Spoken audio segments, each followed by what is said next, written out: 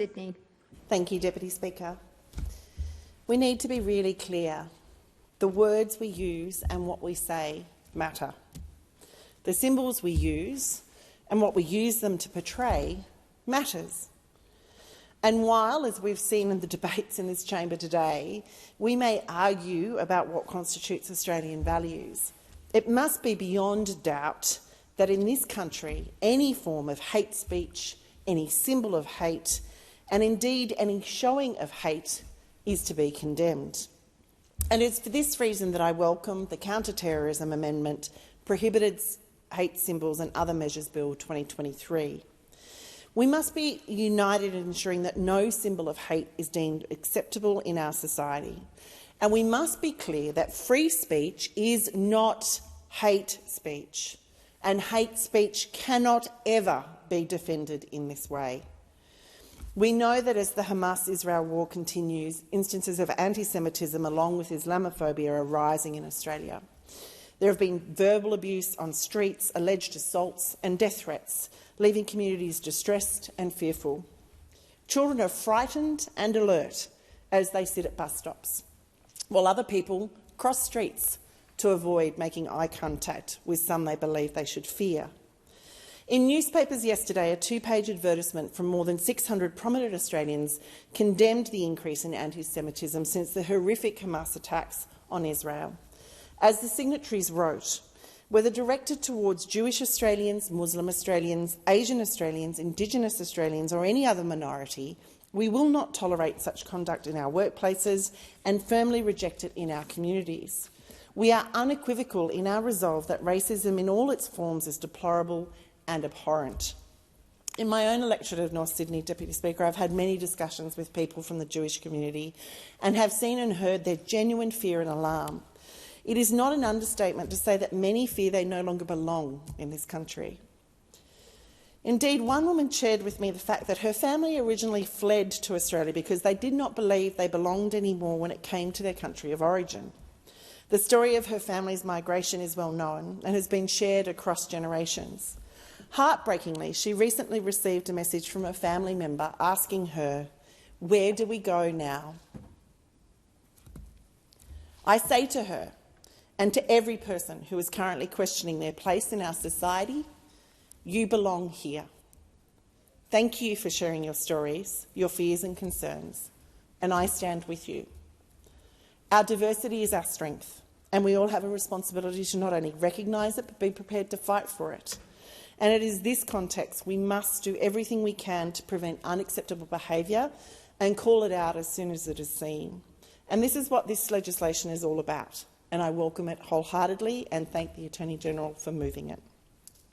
There is no doubt anti-Semitic incidences are on the rise, and that this is both reprehensible and unacceptable, and profoundly frightening not only for Australia's Jewish community, but actually for all of us who wish only the best for our nation.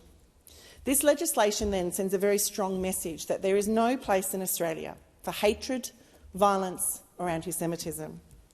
Acts and symbols that glorify the horrors of the Holocaust and the terrorist attacks incites hate speech, which in turn incites violence and intolerance.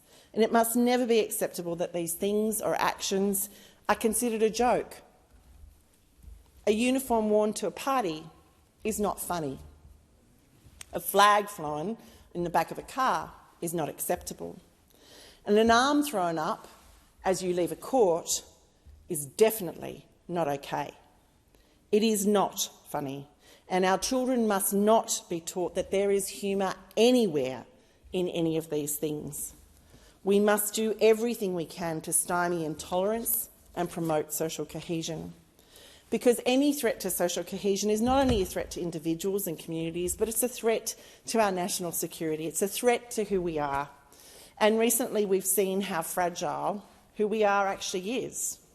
We must restore and protect everything that we have worked so hard to create in this country, even though there are forces that would rather see us divided at this time.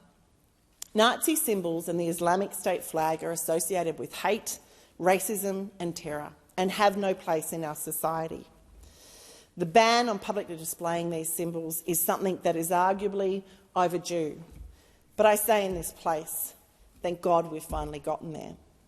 Groups who use these symbols in public places to intimidate, to spread fear amongst the community, to raise their profile and to recruit new members are simply not what we want to see in our nation. They have the effect of depriving individuals of their sense of belonging and safety, and it's demonstratively inconsistent with what we do know of Australian values and multicultural ideals. Since 2022, New South Wales, Victoria, Tasmania and the ACT have legislated offences for publicly displaying Nazi symbols, while Queensland and South Australia have similar bills before their parliament. Western Australia has announced an intention to introduce similar legislation, and I welcome the federal government following suit. The federal government has the capacity to do three things, Mr Speaker. That is lead, it is coordinate, and it is to provide appropriate stimulus for our society as required. And I believe this legislation does all those. This bill includes exemptions and defence provisions where symbols are legitimately used for religious, historical or educational purposes. And these exemptions are important as they do provide room for genuine learning. We should never try to erase our history, Mr Speaker, but learn from it. To erase it means we will be doomed to repeat it. But when these symbols are used to incite hate, racism and terror, it is only right that we make it clear this is unacceptable and we will not tolerate it. All Australians should be treated with respect, inclusivity and dignity, and banning Nazi salutes and hate symbols is a welcome step towards achieving this. Thank you.